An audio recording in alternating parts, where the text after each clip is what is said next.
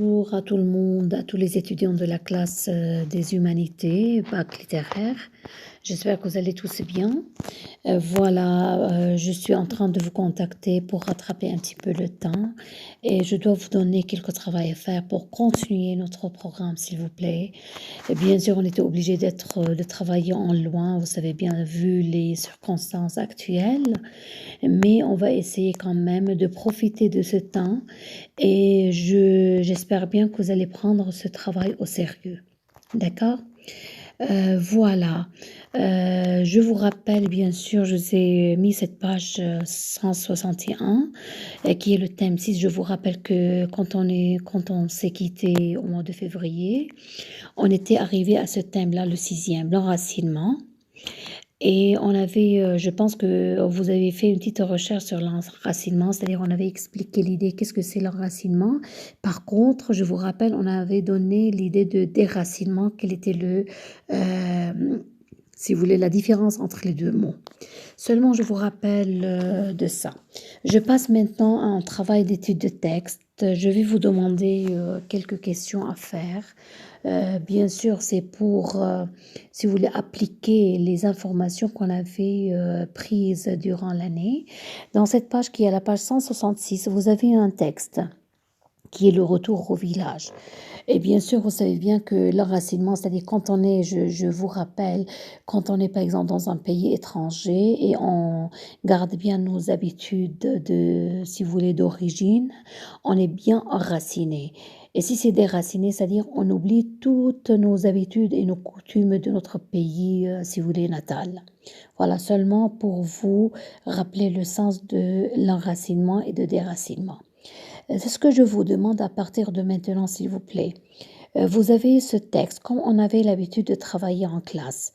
C'est-à-dire, à chaque fois, avant d'attaquer un texte, vous devez faire une lecture silencieuse, c'est-à-dire essayer de comprendre quel est le sens général pour contrôler un petit peu votre compréhension personnelle de chacun, si vous voulez.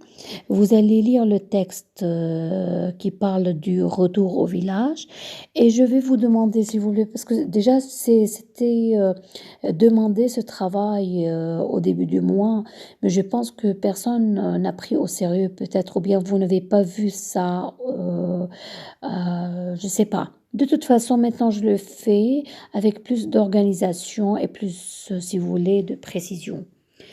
Pour ce texte, après avoir lu ce texte, vous passez à la page 167. Voilà, comme ça, je vous rappelle les pages de votre manuel scolaire. Et ce que je vous demande de faire comme exercice, regardez le numéro 1. Relevez les indicateurs spatio-temporels. Que constatez-vous? C'est-à-dire, à chaque fois quand vous voyez un indicateur spatio-temporel, et vous savez bien que, comme je vous ai déjà expliqué en classe, les indicateurs, quand on a une question de cette sorte, il faut les séparer, les indicateurs. C'est-à-dire, il faut mettre les indices spatiaux à part et les indices temporels à part, d'accord? Pour bien les citer du texte, et toujours entre guillemets. Il ne faut pas oublier ça. Que constatez-vous? C'est-à-dire, vous allez me donner votre remarque. Moi, ce qui m'intéresse, ce sont les indices spatio-temporels. Je passe au numéro 2. Relevez les temps verbaux utilisés. Que remarquez-vous? S'il vous plaît, j'ajoute à cette question, comme on travaillait avant, vous allez relever les temps verbaux du texte en général, qui sont utilisés, si vous voulez, dans tout le texte, et en même temps, vous allez préciser la valeur de chaque temps. Vous savez bien que, par exemple, le présent, il peut avoir plusieurs valeurs. Ça dépend de son placement, si vous voulez, dans le texte. Vous allez voir ça vous-même. Alors, vous me donnez les temps verbaux plus valeur à chaque fois. Jusqu'à maintenant, alors je cite numéro 1, numéro 2. Je passe au numéro 4, partie A. Quel est le pronom sujet récurrent? À qui réfère-t-il? Ici, vous allez me dire le pronom sujet. Pronom, bien sûr, pronom personnel si vous voulez. Sujet récurrent qui se répète tout le temps. Le mot récurrent, c'est important à comprendre. C'est qui se répète toujours dans le texte. À qui réfère-t-il? C'est-à-dire à qui revient? D'accord? Je ne sais pas, locuteur, interlocuteur, c'est à vous de voir d'après le texte. 4A. Après, je passe au numéro 5A. Relevez les termes et expressions désignant les sentiments, les lieux, le protagoniste. S'il vous plaît, dans cette partie-là, 5A, Vous devez quand même séparer les réponses. Vous n'allez pas les mélanger en même temps tous, si vous voulez, toutes. C'est-à-dire, par exemple, d'abord les termes expressions. Les termes, c'est-à-dire tous les mots et vocabulaire. Expression, ça peut être des propositions, des petites phrases. Faites attention, c'est tout. Désignant les sentiments, vous donnez, c'est-à-dire dans votre feuille, vous dites les sentiments, 2 points, et vous me donnez qu'est-ce qui revient aux sentiments. Les lieux, la même chose. Le protagoniste, c'est-à-dire le personnage principal. Pour comprendre ce mot, s'il vous plaît, je l'avais cité au début de l'année, mais peut-être vous avez oublié. Quand je dis un protagoniste, c'est-à-dire le personnage principal du texte. D'accord? Vous allez me relever toutes les expressions qui montrent ces 3 parties. S'il vous plaît, maintenant je vais me suffire de ces 4 questions. 1, 2, 4A et 5A. S'il vous plaît, je vais insister sur une chose.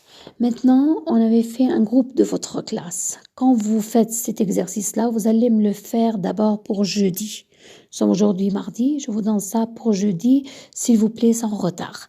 Vous devez me le faire comme si on était en classe, d'accord ? C'est-à-dire sur une feuille, vous marquez votre nom et prénom, vous marquez votre classe humanité, s'il vous plaît, pas bac, et vous donnez la date aussi.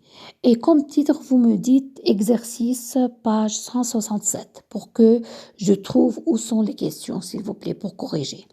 Et vous envoyez ce travail sur WhatsApp, une photo sur mon numéro personnel, s'il vous plaît. J'insiste sur cette chose, pas sur le groupe. Parce que je dois évaluer chacun de vous à part, c'est personnel. Et je dois donner des notes. Je ne vais pas donner les notes pour tout le monde devant tout le monde. C'est un travail personnel, s'il vous plaît. J'insiste sur cette chose-là. Quand vous faites le travail sur une feuille, vous marquez votre nom là avec la date, le numéro de la page et vous me l'envoyez à mon numéro personnel parce que je dois corriger pour chacun de vous séparément. N'oubliez pas ça, s'il vous plaît, pour jeudi. Prenez le travail au sérieux et je dois vous évaluer et vous prendre des notes, même si on travaille de loin, mais c'est ce qu'il faut faire.